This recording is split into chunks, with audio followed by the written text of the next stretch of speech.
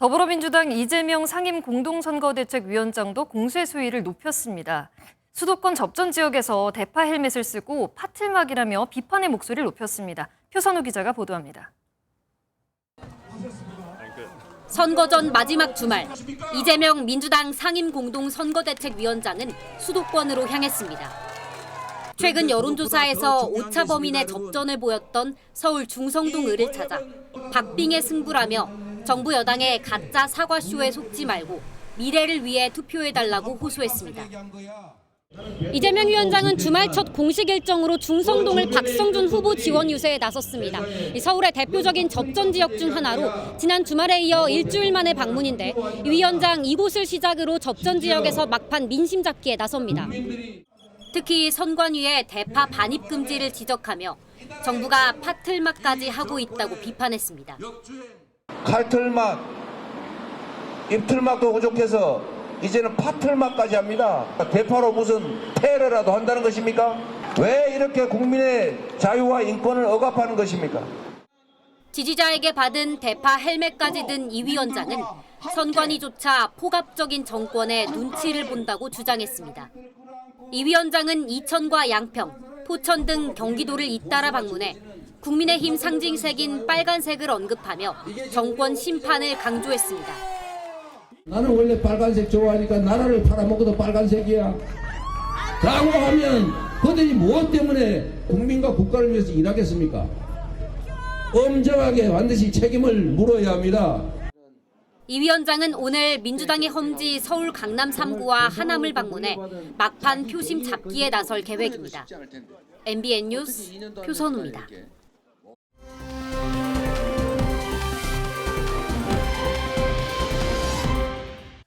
22대 총선 본투표가 이제 딱 사흘 앞으로 다가왔습니다. 마지막 주말을 맞은 여야 지도부는 그야말로 막판 표심 다지기에 총력전을 나섰는데요. 국회 나가 있는 취재기자 연결해서 자세히 들어보도록 하겠습니다. 정태훈 기자, 국민의힘은 어제 이어서 지역 유세에 힘쓰는 중이라고요.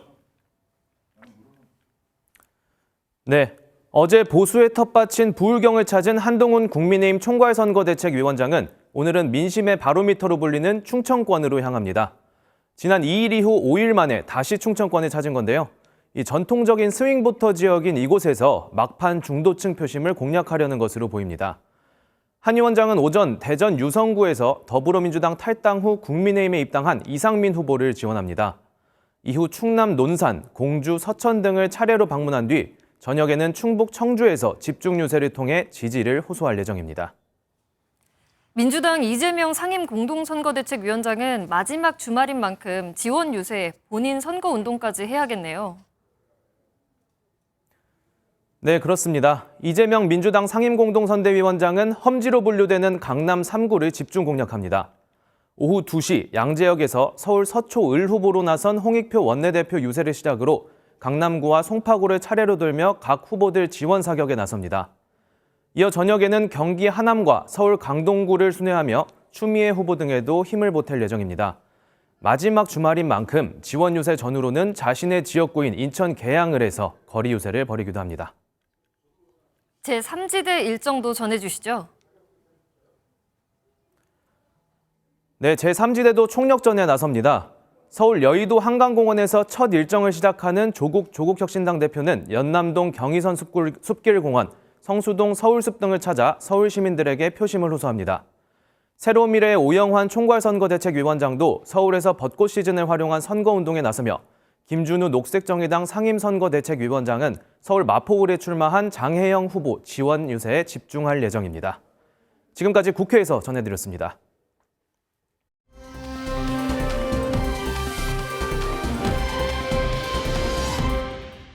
이제 선거 막판 총선 관련 소식 자세하게 오늘 또 분석해보겠습니다.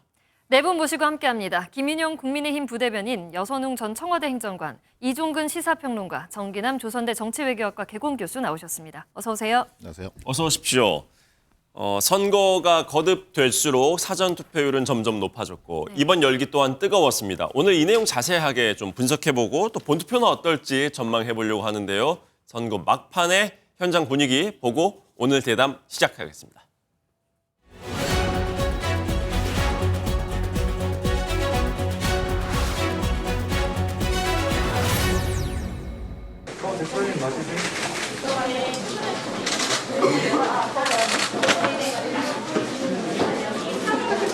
여러분들 핸드폰을 열어서 전국에 계신 아는 사람 총동원해서 투표하게 해주시겠습니까? 이제 후반전입니다. 여러분께서 주인공으로 나서서 주변의 사람들을 한 분, 두 분, 세 분 설득해 주십시오. 칼틀막, 입틀막도 부족해서 이제는 파틀막까지 합니다.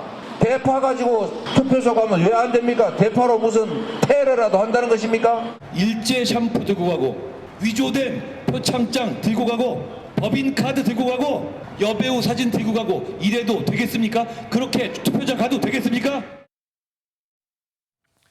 자, 역대 총선 사전 투표율 최고치가 나왔습니다. 31.28%. 전체 유권자 중에서 1,385만여 명이 투표에 참여를 했습니다. 이제 사흘 후면 본투표가 진행될 건데요. 지금 이 30%를 넘었던 이 사전 투표율은 여야 어느 쪽에 유리할지부터 짚어보고 시작을 해보겠습니다. 이종근 평론가님, 네네. 어느 쪽이 유리할까요? 저는 팽팽합니다. 일단 민주당 쪽에서는 사전 투표율이 높은 것은 자신들을 지지하는 예를 들어서 30, 40 세대, 즉 직장인들이라든지 또는 실제로 평일날 굉장히 많은 일들을 해야 될 사람들이 먼저 와서 했기 때문에 자신들한테 유리하다라고 이야기합니다. 보통 그래왔던 관행이 있습니다. 그런데 이번엔 좀 성격이 달라요. 왜냐하면 지금까지 사전 투표는 굉장히 위험하다. 내지는 사전 투표를 하면 뭐 부정선거다. 일부의 보수의 어떤 여론들 때문에 4년 전에 사실 투표를 장에 안 갔었어요. 그런데 이번에 세 가지 이유가 있습니다. 하나는 뭐냐면 정부가 다르다. 그러니까 지난번에는 문재인 정부가 지금 정부 집권을 하고 있었고 지금은 윤석열 정부가 집권하는 속에서의 선관위를 믿어야 되지 않느냐. 두 번째는 선관위가 많이 개선을 했잖아요. 예를 들어서 뭐 이 CCTV 시스템이라든지 이런 것들을 많이 했고 그다음에 마지막으로는 당이 완전히 총력 홍보를 했습니다. 한동훈 비대위원장이 자 254명 전원이 사전투표합니다. 이런 어떤 세 가지 때문에 사전투표에 보수도 많이 참가를 했다라는 어느 정도는 참가를 했다. 그러니까 예를 들어서 과거의 패턴을 그대로 이번에도 도입하기에는 적용하기에는 어렵다. 조금 다르다. 굉장히 분위기가 다르다. 그래서 저는 솔직히 말씀드리면 팽팽하다. 이렇게 말씀을 드리고 싶습니다. 결과를 예측하기 힘들다라는 말씀 주셨어요. 정기남 교수님은 어떻게 분석하십니까? 글쎄요, 팽팽하다라는 말에 선뜻 동의는 안 되지만 어쨌든 여야 간의 유불리를 예측하기는 쉽지 않다라는 뭐 좀 원론적인 얘기를 말씀드릴 수 그 있고 이유를 몇 가지 이제 분석해 주셨는데 그 원인 분석이 좀 동의하십니까? 뭐 전체적으로 좀 뭐 나름대로 설득력 있는 그 분석으로 보여지고요. 저는 우선 첫 번째 사전 투표율이 가장 높았던 이유는 여야 지지층 간의 결집이 이루어질 대로 이루어졌다. 어떻게 보면 유권자들의 표심이 어느 정도 결정된 사람들이 많다 그만큼 그런 것들을 좀 반영한 측면이 있어 보이고요. 또 더 나아가서 20대 총선 이후에 나타난 흐름입니다만 이게 투표율을 끌어올리는 견인 효과보다는 오히려 분산 투표 효과, 투표율이 3일로 늘어나는 의미에 그런 의미에서 실제 사전 투표율은 올라가지만 전체 투표율이 올라가는 것은 크게 영향을 미치지 않는 그런 어떤 분산 투표 효과도 있기 때문에 사전 투표 자체를 높다고 그래서 투표율까지 높아진다. 또는 여야 유불리를 판단하는 근거가 되기는 좀 어렵다라는 생각이 들고요. 세 번째 앞서 나왔던 그 여야 지지층 결집을 말씀드렸습니다만 여야가 이번에는 공히 사전 투표를 굉장히 많이 독려했다. 그것은 지난 20대 총선 결과에서도 볼 수 있듯이 자 3%포인트 이내의 초박빙 지역 한 20군데를 봤습니다. 그랬더니 결국 사전 투표 결과에 따라서 12곳이 등락이 바뀝니다.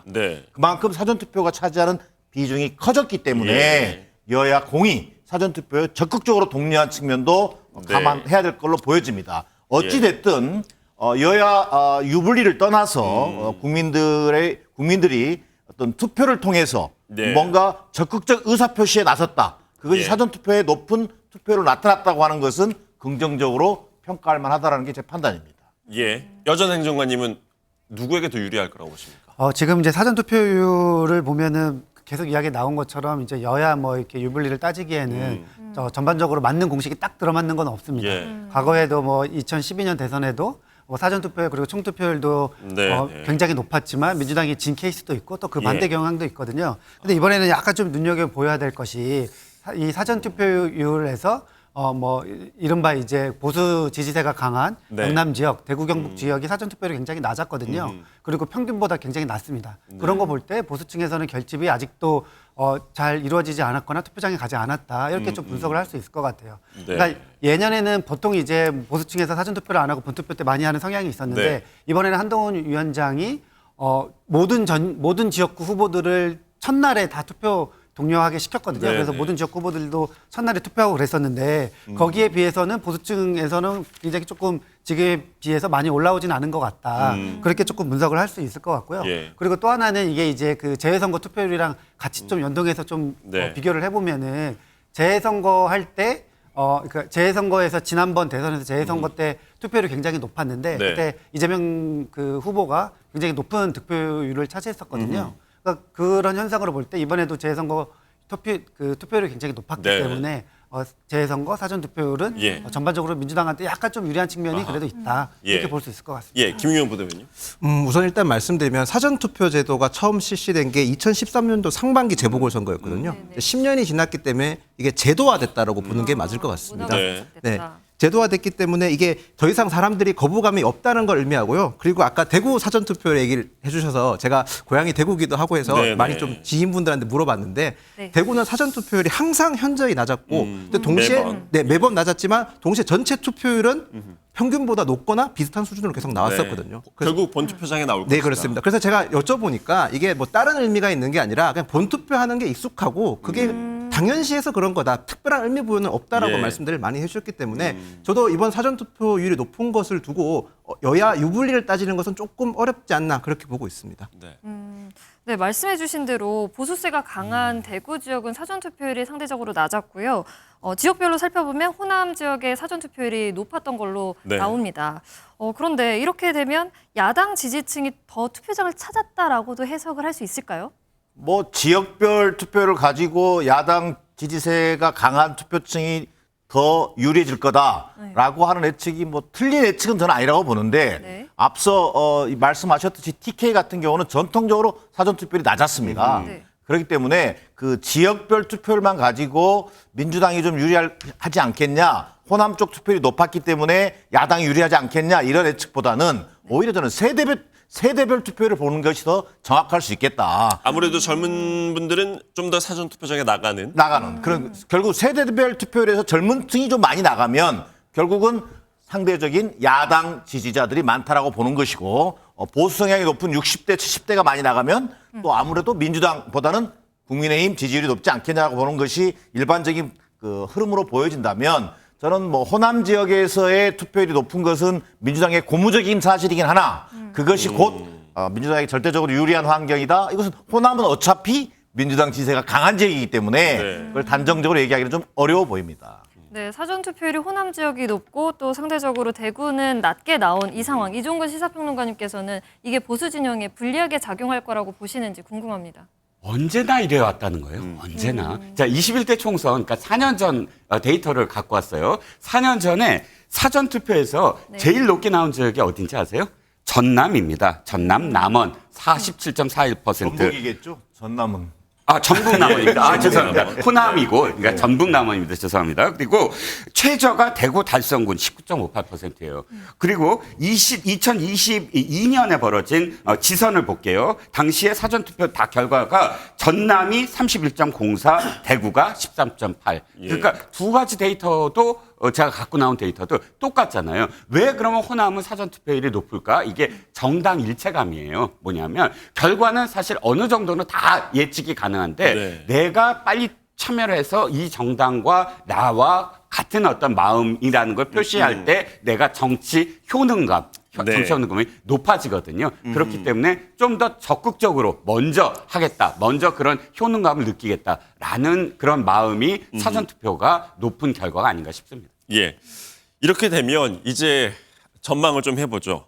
최종 투표율은 과연 몇 %까지 올라갈까? 이 총선에서 70%를 넘기기는 사실은 쉽지 않아 왔습니다. 지금까지의 역대 총선 때의 자료를 보면요. 혹시 준비됐으면 화면으로 볼 수 있으면 좋겠는데 지난 21대 때 총선 투표율이요. 66.2%였습니다. 네. 그리고 그 전에 20대 총선 투표율은 60%도 채 되지 않았어요.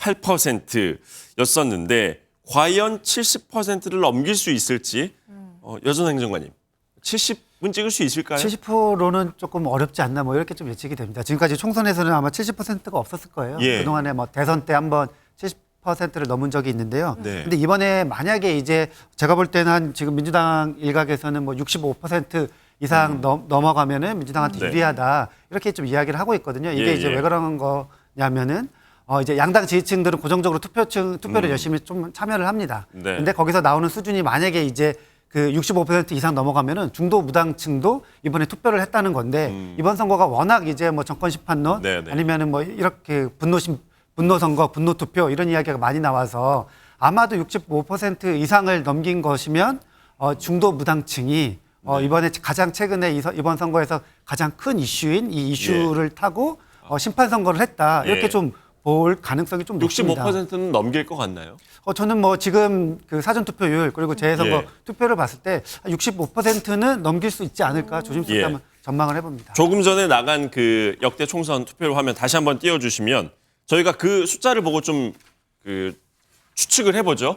네. 지금 이번에 31% 정도 나왔단 말이죠. 사전 투표율이요. 그러면 지금 화면의 중간에 있는 2020년 총선 그리고 2022년 대선 때 이 지금 짙은 파란색 막대기 약 가운데 정도쯤이거든요. 그러면 이걸 그대로 그 전체 막대기 크기 높이에 비교를 해보자면 66에서 77 사이 언저리에 되지 않겠나 이런 추론도 해볼 수 있을 것 같은데 그러면은 한 70% 안팎 정도 될 것 같거든요. 이게 단순 산수 계산을 하면 21대 총선 전체 투표율이 66.2%였고 사전 투표율이 26.7%였거든요.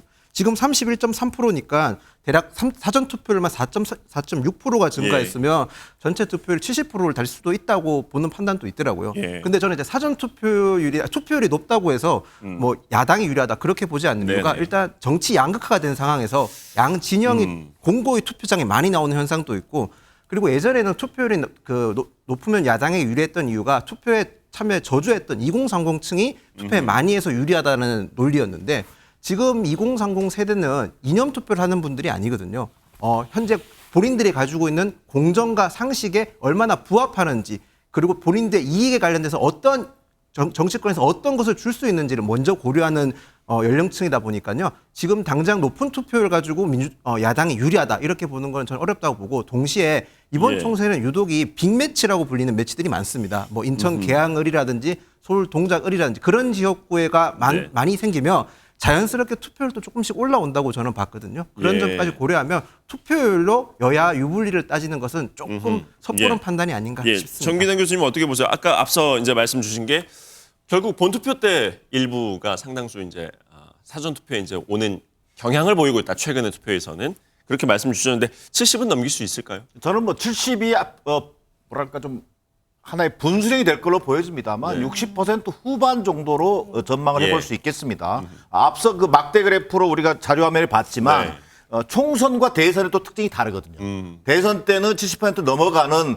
높은 투표율이 보였지만 네. 상대적으로 총선 당시에는 70% 넘기기가 쉽지 않은 상황이라는 걸 좀 감안해서 볼 필요가 있겠다. 아무래도 대선보다는 관심이 좀 그렇습니다. 떨어질 수 아무래도 있기 전국 때문에. 유권자들의 집중도라는 게 네. 떨어지기 때문에. 자, 예, 그럼에도 예. 불구하고 60% 후반을 전망하는 이유 중에 하나는 어쨌든 조국 선거 중반에 선거운동 들어오면서 조국 혁신당의 출범으로 정권 심판 열기가 상당 부분 고조됐다. 그러면서 야권 지지층이 두터워진 측면이 하나 있다. 두 네. 번째는 여야 할 것 없이 이번 선거를 또 한동훈 비대위원장 출범을 통해서 여당 입장에서도 대단히 중요한 선거로 보고 있기 때문에 여야가 공이 지지층이 최대 결집된 양상을 보이고 네. 있다. 네. 그것이 결국은 높은 사전투표로 나타났고 본투표에도 어느 정도는 영향을 미칠 걸로 본다. 네. 그렇게 본다면 역대 지난 총선 투표율이 66.2%라고 얘기했습니다만 네. 지난 총선 투표율을 약간은 상회하는 정도의 그 투표율을 보일 것으로 예측해 볼 수 있겠습니다. 60% 후반 나온다면 민주당이 좀 더 유리할 거라고 보십니까? 아무래도 전체 투표율이 60% 후반이 되면 야권 지지층, 그다음에 정권 심판 열기 때문에 네. 유권자들이 투표장을 찾은 가능성이 높다라고 하는 점, 그다음에 2030의 예. 투표율도 어느 정도는 제고된다라고 하는 것을 감안한다면 민주당에게 상대적으로 유리한 어떤 환경이다라고 예. 볼 수 있겠습니다. 정 교수님 그리고 여전 행정관님께서는 두 분 다 60% 후반 찍으면 야당 쪽에 더 유리하다라는 분석 주셨어요. 이종훈 평론가님 어떻게 예상하십니까? 저는 좀 생각이 다른 게 이번에 세대가 달라졌어요. 세대가. 그러니까 60대 이상의 유권자와 그다음에 30대 이하의 유권자가 언제나 30대 이하의 유권자가 어느 정도는 포션을 차지했는데 이번에 최초로 작년 10월 달부터 역전 현상을 일으켜서 60대 이상이 훨씬 많아졌습니다. 그러면 결과적으로 얼마나 많이 참여하느냐가 어느 쪽이 더 그러니까 유권자가 많은 쪽이 참여할 수밖에 없잖아요. 퍼센티지가. 근데 저는 또 한 가지 이 자료가 재밌습니다. 지금 전반적으로 이 프로그램이 어떻게 진행이 되고 있냐면 아이고 사전투표가 굉장히 많이 나왔구나. 여기를 그것을 기반으로 해서 지금 이야기가 되고 있지 않습니까? 그런데 예상보다 적게 나왔다라는 시각도 가능해요. 예. 그게 뭐냐면 선관위가 언제나 투표 의향을 묻는 설문이 있습니다. 네. 그런데 선관위가 투표 의향을 물을 때 지난 4년 전에 아주 딱 맞았어요. 4년 전에는 사전투표 의향을 물어봤더니 네. 26%가 사전투표를 한다고 했거든요. 네. 근데 결과가 딱 26%예요. 네. 그런데 이번에는 몇 퍼센트가 사전투표를 하겠다고 했냐면 41%가 사전투표를 한다고 했거든요. 그것보단 낮았다. 그러니까 당시에 그거 나오자마자 민주당 진영에서 환호성을 질렀어요. 와, 네. 사전투표가 41%면 실제로 본투표가 거의 80% 가까이 될 거다라고 예상을 했는데 10%포인트나 적게 나온 겁니다. 예. 41%에서 31%로. 예. 그러니까 지난 4년 전까지 딱딱딱딱 맞췄던 아하. 그런 투표 의향이 이번에는 10%포인트나 낮아졌다. 그 원인이 뭘까? 이것도 사실은 굉장히 궁금한 대목이죠. 예. 투표소 현장에서 있었던 일 한두 개 좀 짚고 넘어가 보죠. 바로 대파 논란입니다. 선관위에서 5일 날 대파를 소지한 유권자 사전투표소에 출입을 제한을 하면서 이게 논란이 시작이 됐는데 곧바로 네. 어제 선관위가 입장문을 내고 진화에 나섰어요. 선관위가 뭐라고 했냐면 특정 정당이나 후보자를 지지하거나 반대하는 목적 없이 투표소에 들어오는 건 막지 않겠다. 이게 야당 쪽에서 비판이 매우 거셌는데 정 교수님, 그러니까 선관위에서 이렇게 제지를 나선 거, 이거 야당에서 비판했단 말이죠. 이 논란 어떻게 보셨습니까? 그래서 저는 선관위가 오히려 이 대파 논란 자체를 더 키운 격이다. 저는 이렇게 보여집니다. 아니 이재명 대표도 얘기했습니다만 뭐 대파가 테러라도 합니까? 이를테면 투표소에 들어갈 때 대파는 되고 쪽파는 안 된다? 네. 저는 이런 발상 자체가 대단히 우스꽝스러울 뿐더러 오히려 대파쇼 논란 자체를 다시 한번 유권자들에게 환기시켜준 측면이 있다. 예. 뭐 이런 측면에서 본다면 예. 선관위가 가장 어찌 보면 최대한 정치적 중립을 지켜야 됨에도 불구하고 오히려 그런 어떤 정치적 중립을 망각한 채 어떤 그 대파 논쟁에 뛰어들므로 인해 가지고 오히려 역효과를 내고 있다. 저는 이렇게 보여집니다. 왜? 다시 한번 대파 논쟁을 유권자들에게 각인시키고 네. 875원 대파 쇼라고 하는 것을 윤석열 대통령이 보여줌으로 해서 유권자들이 네. 얼마나 실망스럽고 절망했던 상황 이것을 다시 한번 끌어냈다라고 하는 점에서 선관위가 저는 오히려 논란을 키운 측면이 있어 보입니다. 예, 김희영 부대변인 어떻게 보십니까? 우선 선관위가 이런 편향성의 문제가 생긴 게 이번이 처음이 아니라요. 문재인 정부 시절에 실시한 2021년 재보궐 선거에서도 네. 국민의힘에서 내로남불이나 위선, 무능이라는 단어를 써도 되는지를 질문했을 때 선관위는 사용할 수 없다라는 답변을 줬거든요. 네. 그러니까 선관위가 비단 이번뿐만 아니라 편향성의 문제가 조금씩 생기는데요. 이건 사실 지금 선거법에 문제가 있는 게 사실 맞습니다. 현재 우리 선거법은 보통 할 수 있는 걸 나열하고 그 외에는 못하게 하는 네. 포지티브 규제 방식을 사용하고 예. 있는데요. 그런 방식 때문에 이런 문제가 비단 발생하고 있는데 이런 걸 차단하기 위해서라면 선관위가 조금 더 전향적인 선거법을 개정한다든지 아니면 선거 규정에 관련돼 가지고는 객관성을 계속 유지해야 되는데 그렇지 못한 점 때문에 발생한 문제라는 점을 말씀드리고 싶습니다. 예.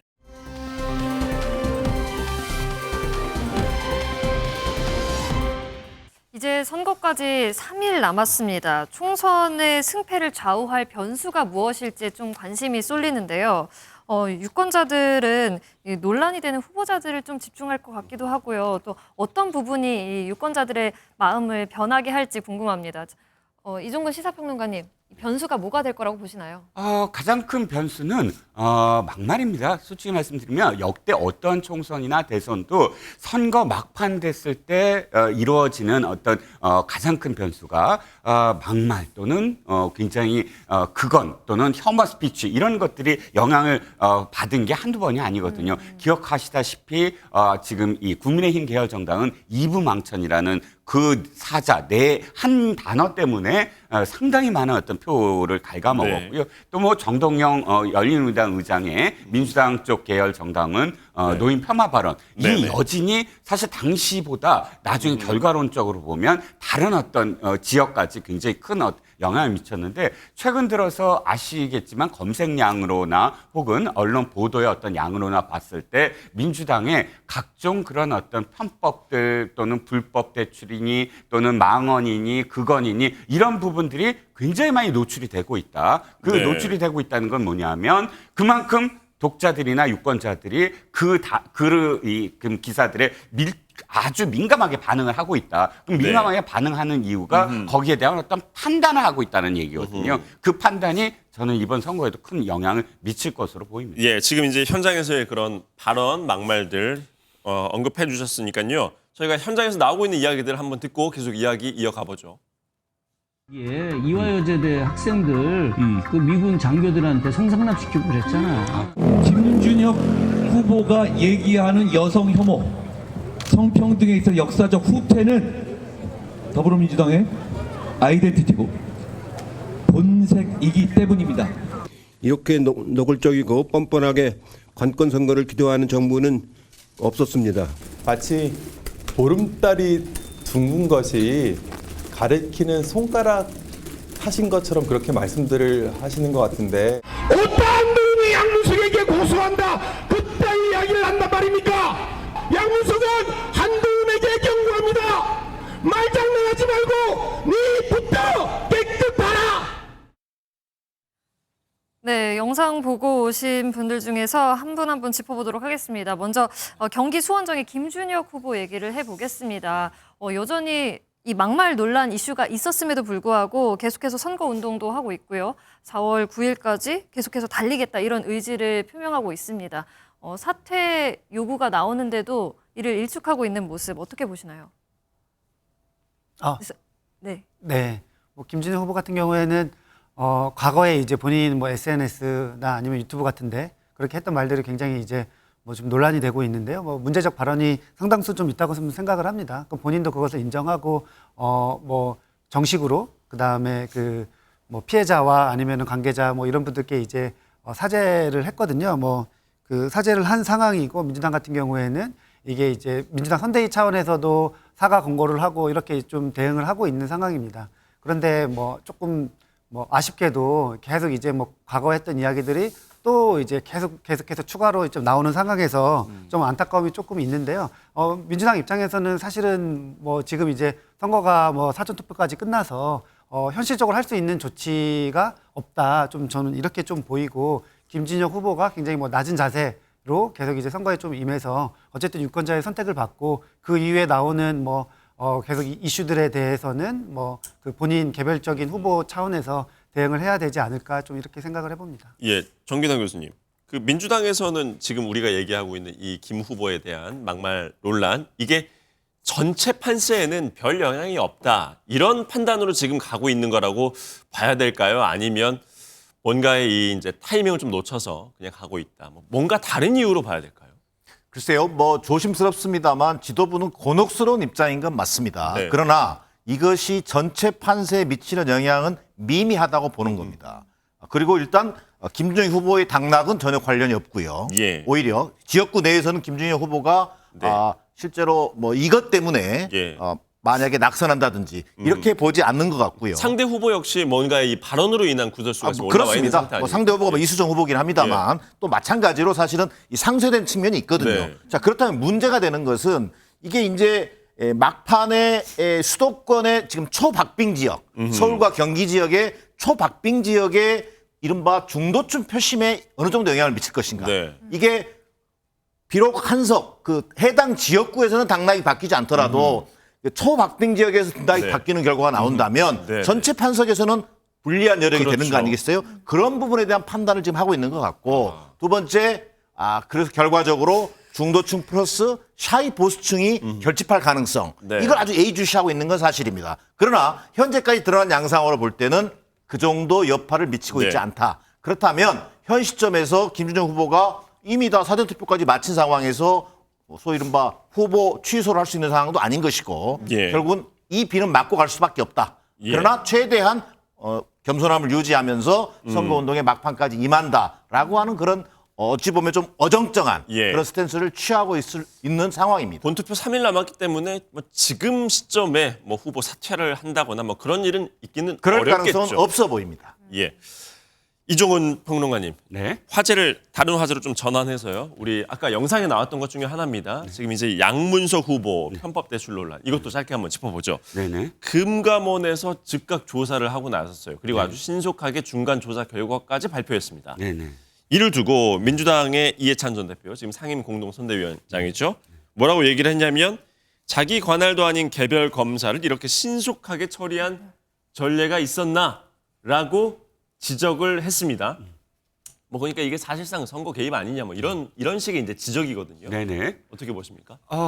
대단히 사실과 다른 지금 정치적인 어떤 발언을 하고 있습니다. 사실은 뭐냐면 이겁니다. 새마을금고가 작년에 굉장히 부실 대출과 관련해서 뱅크런 위원까지 있었잖아요. 네. 그 이후에 민주당을 포함해서 한겨레 신문, 경향신문까지 사설로 뭐를 지적했냐면 지금 새마을금고를 행안부가 관할을 하면 안 된다. 지금 금감원이 관할을 해야 된다. 당장 네. 법을 바꾸거나 하라. 왜냐하면 새마을금고는 행안부 관할이에요. 워낙에 협동조합처럼 시작을 했기 때문에 지금 그 금융기관임에도 불구하고 이 금감원의 감독을 받지 않습니다. 네. 그래서 부실 대출을 제대로 감독하지 못했어요. 그런데 그 길이 열렸습니다. 언제? 2월 25일이요. 2월 네. 25일에 그 새마을금고를 지금 건전하게 하기 위해서 행안부와 그다음에 금감원과 그다음에 예금보험공사가 MOU를 맺었어요. 이거 다 기사 나왔습니다. 그래서 그 다음 날부터 금감원이 직접적으로 조사와 검사를 할 수 있도록 했습니다. 그래서 검사를 계속 하고 있고요. 직접적으로. 그러니까 이건 관할이 아니다가 아니라 이미 다 드러난 그리고 네. 이 순서대로 다 이렇게 돼 있는 어떤 법적으로도 문제가 없는 상황이고요. 예. 두 번째. 새마을금고가 자체적으로 조사를 해서 발표했다고 칩시다. 이걸 믿을 수 있을까요? 왜냐하면 양문석 후보가 뭐라고 그랬습니까? 새마을금고가 나한테 직접 직접이란 표현 안 했지만 먼저 권유했다. 그래서 그냥 그 권유를 받아들여서 대출을 받았을 뿐이다. 라고 양문석 후보 했잖아요. 네. 그러면 새마을금고가 실제로 그렇게 했다라고 지금 의혹을 받고 있는 주체인데 그 의혹을 받고 있는 주체가 자체적으로 조사해서 우리는 아니다라고 얘기하면 그걸 믿겠습니까? 예. 당연히 검증기관이 제대로 발표를 해야죠. 그러니까 이런 지적은 그저 빨리 어떤 이 부분을 다른 쪽으로 회피하기 위한 물타기 내지는 예. 회피 전략에 불과하지 법적으로도 예. 가능하고 그다음에 당연히 공식 기관이 발표를 해야 인정을 받을 수 있는 예. 건에 지금 물타기를 하고 있다는 겁니다. 예, 금감원이 나선 거 아무 문제 없고 오히려 의혹 제기가 된 마당에서는 당연히 들어가서 조사를 빨리 해야 되는 것이 마땅하다라는 지적 주셨는데 여전 행정관님 어떻게 보십니까? 예, 이게 이제 지금 평론가님이 이야기한 게 맞는데요. 뭐 이제 민주당이나 아니면 이해찬 대표가 지적하는 건 뭐냐면은 금감원이나 그다음에 행안부에서 할 수 있습니다. 그런데 지금 이복현 금감원장이 직접 이 사건을 두고 불법이다 이렇게 이제 언론 인터뷰를 하고 명백하게 규정을 하고 이것이 문제라는 거예요. 왜냐하면 이복현 금감원장은 뭐 예전에 이제 윤석열 대통령 검사 시절에 윤석열 사단이라고 불리는 윤석열 최측근 검사 아니었습니까? 예. 근데 이 이복현 금감원장이 직접 이 사안에 대해서 신속하게 언론에 거의 브리핑을 제가 알기로 한 두세 번 정도 했거든요. 이거 자체가 문제라는 거예요. 그러니까 금감원에서 조사한 건 문제가 되지 않는데 이복현 금감원장이 직접 나서가지고 한 거는 이거는 강권 선거 아니면 총선 개입 이렇게 이제 그 지적을 받을 수 있는 충분히 그 지적의 취지는 원장이 나서면 안 된다. 그런 지적이었다는 예. 건가요? 그러니까 이제 그 법대로 기관에서 조사하고 결과 발표하는 거는 당연한 일인데 금감원장이 언론 인터뷰 통해서 계속해서 이 문제를 부각시키는 거는 이거는 총선 개입이다. 이렇게 이제 그런데 이제 워낙 이슈가 됐다 보니까 그 기관의 수장이 나서서 브리핑하는 거는 있을 수 있는 것도 아닌가 이런 이야기도 있을 수 있을 것 같아요. 네, 일부 그런 지적이 있을 수 있는데요. 예. 그러니까 금감원장이 이복현 금감원장이 그냥 이제 뭐 금감원 출신이어가지고 그러면 문제가 안 되는데 이복현 금감원장이 윤석열 대통령의 최측근 뭐 이렇게 예제 검사 시절에 최측근 검사였고 그렇기 때문에 계속 이제 윤석열 정부, 윤석열 대통령의 그림자가 아른거리는 거죠. 그러니까 너무 윤석열 대통령과 측근인 그런 그렇죠. 원장이 네. 나서서 발표를 하니까 그게 정치적 오해 소지가 있다 이런 지적이셨어요. 죄송합니다. 그거 한 가지만 제가 말씀드리면 이거예요. 지금 양문석 후보의 대출만 문제가 되는 게 아니에요. 금감원에서 밝혔잖아요. 비슷한 대출들이 지금 수건 발견이 됐다. 지금 양 후보가 이게 밝혀진 이후에 수성 새마을금고에 엄청나게 많은 그 이 대출을 받은 사람들이 내 대출 좀 찾아가겠다. 뱅크런처럼 움직이고 있어요. 새마을금고는 작년에 이미 부동산 PF 때문에 위험한 상태예요. 사람들의 인식 속에. 정부가 그때도 금감원장과 금융위원회 위원장이 직접 나서서 새마을금고 다 우리가 정부가 보증하겠다라고 나서서 간신히 지금 지탱하고 있는 상황이에요. 새마을금고가 조금이라도 무슨 문제가 있으면 또다시 작년의 사태가 다시 발발합니다. 지금 가뜩이나 부동산 면에 새마을금고 부동산 PF 위험하다 이런 식의 어떤 기사들이 나오고 있는데 다 양문석 후보가 문제가 아니라 이 문제는 정부가 빨리 나서서 새마을금고에 대해서 이런 문제는 빨리 해결하겠다. 그리고 앞으로 새마을금고에 대해서 이런 부분들을 지원하겠다. 이렇게 사인을 보내지 않으면 뱅크는 또다시 나타납니다. 그걸 갖고 양문석 후보의 정치 개입 운운한다는 건 그거야말로 정말 물타기입니다. 다른 지역구도 지금 짚어볼 게 많으니까요. 짧게 이 부분 하나 더 여쭙고 넘어가 보죠. 양 후보 같은 경우에 지금 김용 부대변인 네. 집을 내놓은 가격이 이제 39억 원이다라고 해서 이게 또 이제 온라인상에서 이슈가 되고 있어요. 해당 단지의 실거래 최고가보다 수억 원이 더 높은 가격에 지금 내놓았기 때문에 이게 이제 팔 의지가 없는 게 아니냐 이런 지적들이 나오고 있는데 이것도 이제 한 말씀씩 들어보죠. 먼저 말씀해 주시겠습니다. 저는 이제 양문석 후보가 새마을금고의 대출금을 긴급히 하기 위해서 매물을 내놓겠다고 했는데 긴급이라는 단어가 저희가 알고 있는 단어가 좀 다른가 생각이 들 정도였고요. 이 진정성이 없는 모습을 전형적인 표상이라고 보여집니다. 거기뿐만 아니라 지금 양문석 후보가 뭐 선거운동 때문에 시세를 잘 모른다고 할 것 같은데 공인중개사 사무소는 선거운동할 때 반드시 다 들어가게 돼 있거든요. 아직 뭐 양 후보는 본인이 직접 그런 식의 취지의 발언을 한 바는 없습니다. 그런데 분명히 시세 자체가 이렇게 나왔는 것 자체는 팔 의지가 없다는 걸 반증하는 거라 저는 생각합니다. 여전히 반성하지 않고 있다는 점을 저는 지적하고 싶습니다. 정 교수님. 글쎄요, 양문석 후보가 시세보다 더 어찌 보면 높은 가격으로 아파트를 내놨다? 저는 뭐 본인이 조기에 처분하고 지역구에 들어가겠다라고 했던 그 워딩에 비하면 진정성을 느끼기 어렵다라는 게 제 판단입니다. 그리고 오히려 지금 양문석 후보가 보여줘야 되는 것은요. 좀 전에 유세 현장에서 보여줬지만 저렇게 지금 뭐 적방하장식으로 상대 당의 어떤 위원장에 대해서 얘기하거나 또 본인이 처신해야 될 부분에서 좀 더 자세를 낮추고 정말 반성하는 모습을 보이고 이런 모습이 필요하다고 저는 보여집니다. 그러나 단 한 가지 제가 하고 싶은 부분은 당에서 얘기하는 것은 이를테면 새마을금고의 부실대출이라든가 편법대출 당연히 전수조사 해야죠. 그러나 금감원이 선거를 며칠 앞둔 시점에서 금감원장이 언론 인터뷰를 통해서 말 그대로 선거 개입한 듯한 양상으로 이 문제를 풀어가는 것은 오히려 이 정부에 부담을 줄 것이라고 하는 점을 분명히 경고해야 된다고 생각합니다. 다른 현장 하나 더 가보겠습니다. 바로 부산 수영구입니다. 여기 원래 보수 정당의 텃밭인데요. 지금 3자 구도가 되면서 이번은 다른 결과가 나올 가능성이 점점 커지고 있는 상황입니다. 영상 보고 오시죠. 뭐 언제든 본투표 전날이라도 국민의힘 측에서 결단만 해서 지지층을 유기적으로 결합시킬 수 있는 형태의 무슨 조사든 저한테 100% 불리한 거 다 괜찮다니까요. 무슨 조사든 해서 가는 게 저는 최선이라고 생각합니다. 최근에 여론조사에서 지금 이제 밀려나 있는 후보가 자연스럽게 용단을 내려야 되지 않을까. 자, 여기는 이제 전형적인 보수 정당이 계속 가져왔던 지역구입니다. 수영구요. 이정훈 평론가님. 지금 3자 구도인데 화면이 준비되어 있으면 한번 어떤 분들이 대결하고 있는지 띄워주시면 좋을 것 같은데요. 최근에 있었던 여론조사입니다. 지금 유동철 후보 그리고 정현우 후보가 30%대를 기록하고 있고 장해찬 후보가 18%대. 여론조사마다 조금씩 결과는 달라요. 장해찬 후보가 조금 더 숫자가 나오는 것도 있고 지금 저 숫자보다는요. 근데 저렇게 이제 3자 구도가 되면 유 후보의 당선 가능성은 매우 높아지는 건데 대단히 높아지죠. 결국 이렇게 한석을 민주당에 국민의힘은 내주게 될까요? 자, 부산의 수영은 한석이 아닙니다. 한 10석 이상의 의미가 있어요. 왜냐하면 부산이 동부와 서부가 다릅니다. 부산 서부는 그래도 이제 사상이라든지 뭐 북구라든지 그러니까 노무현 대통령과 문재인 대통령의 전설적인 어떤 그런 지역구들이 있는 곳입니다. 그래서 민주당에 보다 더 유리하고 이 동부는 수영이라든지 해운대라든지 이 연제라든지 이쪽은 사실상 텃밭이나 다름없어요. 그런데 수영을 만약에 지금 민주당이 가져간다라는 건 민주당이 갖고 있는 어떤 부산에 대해서 굉장히 상징적인 어떤 의미라고 보여지는 곳이거든요. 그런데 지금 이렇게 삼자구도가 간다. 사실 이 삼자구도로 인해서 만약에 민주당이 한 석 더 가져간다. 이 부산 동구를 무너뜨렸다. 아마 저는 이 헤드라인이지 않습니까? 수영을 뺏기면 크게 정말 헤드라인이 이렇게 나갈 겁니다.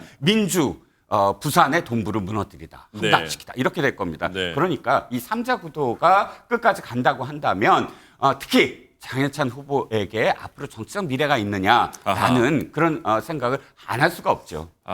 정치적 미래까지 언급해 주셨어요. 우리 김용희 부대표님한테 드릴게요. 바로 이 부분이에요. 그러니까 만약에 완주를 했을 때 만약에 이제 장해찬 후보가 3등을 하고 패했을 경우가 있을 수 있고 아니면 장 후보가 2등을 하고 패할 수도 있고 아니면 1등을 해서 의석을 이제 거머쥘 수도 있는데 그 각각의 경우마다 장 후보가 맞이할 정치적 운명이 너무나 다르지 않겠습니까? 만약에 완주했는데 국힘이 자리를 잃었다. 이랬을 때 이제 장 후보는 사실 젊은 정치인인데 타격이 적지 않을 것 같거든요.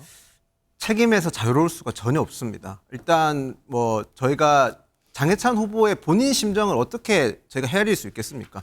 현역 국회의원과 경선을 통해서 본인이 공천을 받았지 않습니까? 그런데 막말로 인해서 뒤집어졌는데 민주당의 다른 후보들에 비해서 자신에게 너무 엄격한 기준이 잣대가 적용됐다고 생각할 겁니다.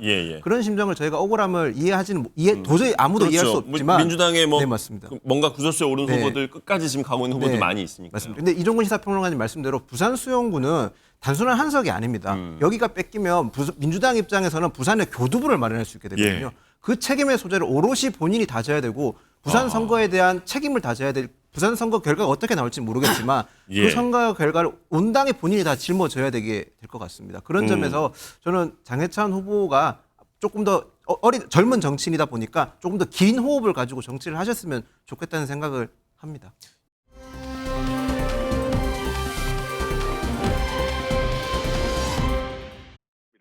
공영훈 후보자 제가 봤을 때는 국회의원 자격은 없으신 것 같고요. 제가 굳이 말하자면 저희 아빠였으면 좋겠습니다. 그래서 그냥 국회의원 후보 이런 거 하지 마시고 그냥 어여쁜 자녀들에게 아빠 찬스 계속 해주시는 게 더 낫지 않겠나. 저는 그렇게 말씀드리고 싶습니다.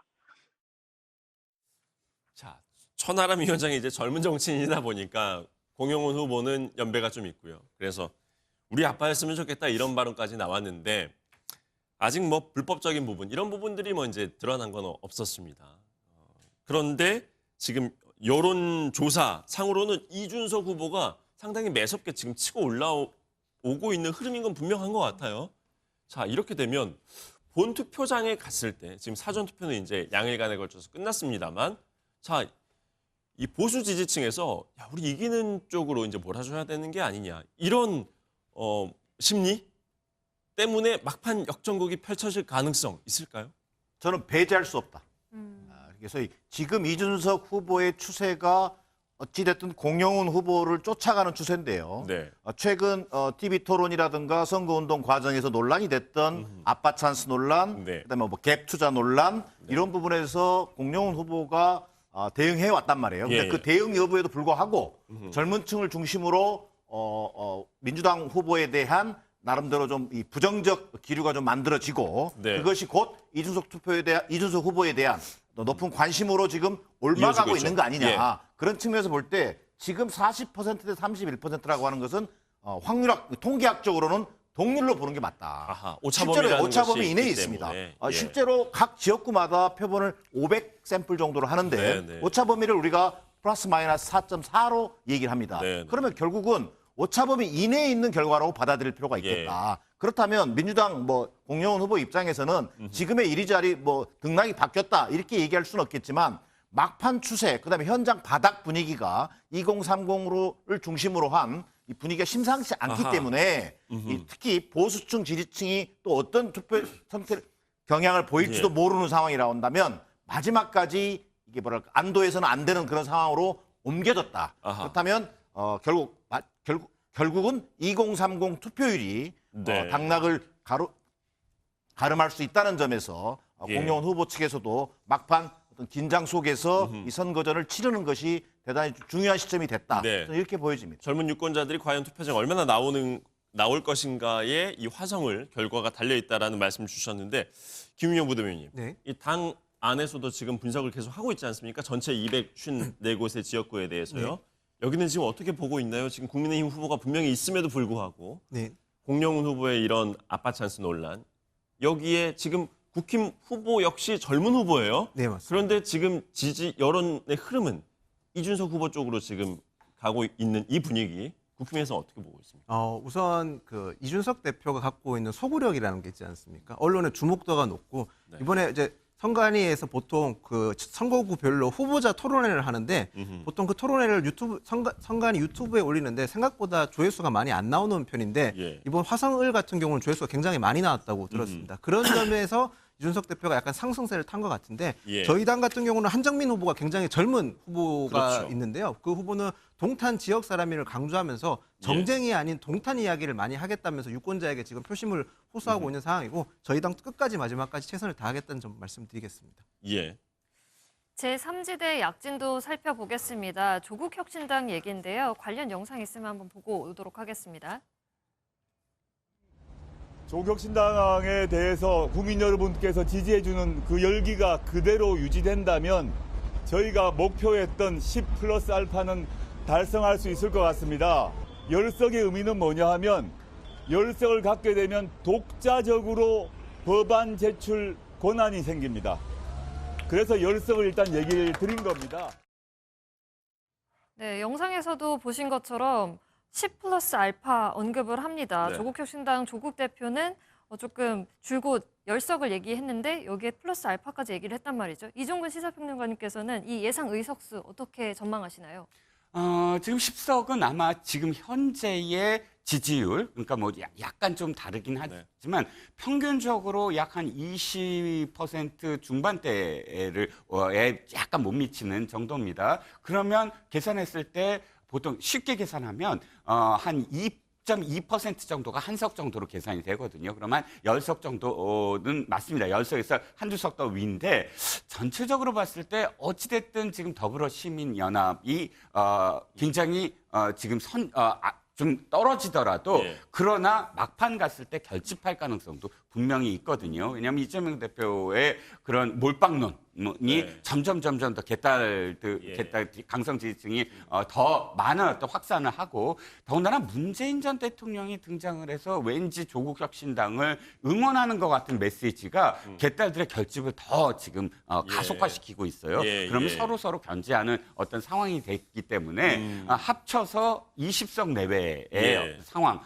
그렇게 된다면 저는 국민의 미래, 그러니까 국민의힘의 위성정당이 지난 4년 전에 17석을 받았는데 계열 정당이 근데 이번에는 약 한 4석 정도, 3석에서 4석 정도 더 내주지 않을까. 전체적으로 국민의힘에서 아니면 민주당에서? 아니죠. 국민의 미래가 조금 더 잃어버리지 않을까. 왜냐하면 조국혁신당의 지금 약진이 약진으로 말미암아 전체적으로 한 20석 정도 내외. 그러니까 지난번에는 16석이었어요. 민주당 계열 정당이. 그리고 국민의힘 계열 정당이 17석이었어요. 그런데 조국혁신당의 등장으로 20석 정도, 20석을 약간 넘길 정도 합쳐서 조국혁신당과 더불어 민주당이 위성정당이 그러면 합쳐서 20석 초반대, 그다음에 이쪽 국민의 미래 쪽에서는 약 한 15석 내지 14석 정도, 한 3, 4석은 빼앗길 가능성이 현재로선 있어 보인다는 겁니다.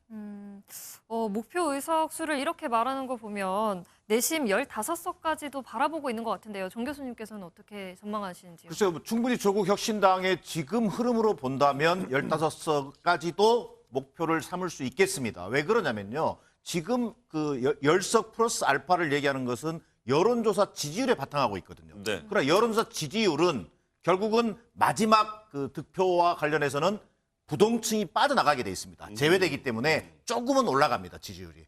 그렇게 본다면 지금 조국혁신당의 흐름, 정권 심판 열기를 주도하고 있다는 점, 그다음에 이른바 지역구는 민주당, 소위 이른바 지민 비조 흐름이 굉장히 확산되는 흐름이라고 하는 것을 감안한다면 현재 나타나는 여론조사 지지율보다는 더 높은 지지율로 득표함으로 인해 가지고 결국 15석까지 목표할 만하다라는 것이 제 판단이고요. 물론 마지막 민주당이 약진하면서 더불어민주연합 살려야 된다, 몰빵론 이런 것들이 제기되면 또 조정을 받겠습니다만 결국은 10석 플러스 알파라고 하는 것이 현실적인 목표로 보여집니다.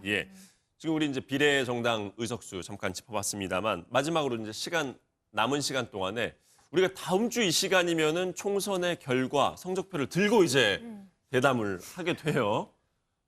몇 석 정도 예상하는지. 이게 숫자로 예상하는 건 사실 매우 어렵고 지금 혼전세가 이어지고 있는 지역구가 워낙 많긴 합니다만 그래도 우리 일주일 후에 성적표를 예측해보는 차원에서 먼저 정 교수님께 드릴까요? 몇 석 정도 여야 민주당과 국민의힘 우리 조국 혁신당은 대충 한 10석 안팎인 걸로 다들 예상하시는 것 같아서요. 국민의힘과 민주당 몇 대 몇 정도 가져갈 것 같으세요? 저는 160대 120 정도를 전망하고 있습니다. 그러면 국힘은 자체 분석한 걸로 따르면 그렇게 크게 나쁘지 않은 성적표라고 볼 수 있겠네요. 그렇습니다. 물론 국민의힘도 결국은 개헌 저지선을 확보할 수 있을 것이냐라는 그런 고민이 있겠습니다만 결국은 또 막판에 샤이 보수층이 좀 결집한다든지 이런 어떤 또 정권 안정론이라고 하는 것이 견제론이 그동안 지배적이었지만 안정론이 좀 부각되면서 어느 정도 안정의석을 확보한다는 전제를 깐다면 결국 한 100 비례를 포함해서 120석 내외가 되지 않을까 예측해 볼 수 있겠습니다. 개헌 저지선을 확보할 것이다. 이런 전망을 주셨어요. 여전한 행정관님. 네, 저도 비슷한 전망인데요. 일당은 민주당이 약간 될 가능성이 좀 높아 보인다. 지금 여론조사 추이상. 그런데 민주당이 160, 170석 이렇게 이제 압도적인 표 차이로 이기는 것은 약간 좀 두고 봐야 된다. 의석수를 160석까지는 가기는 어렵지 않을까 이렇게 예상하세요?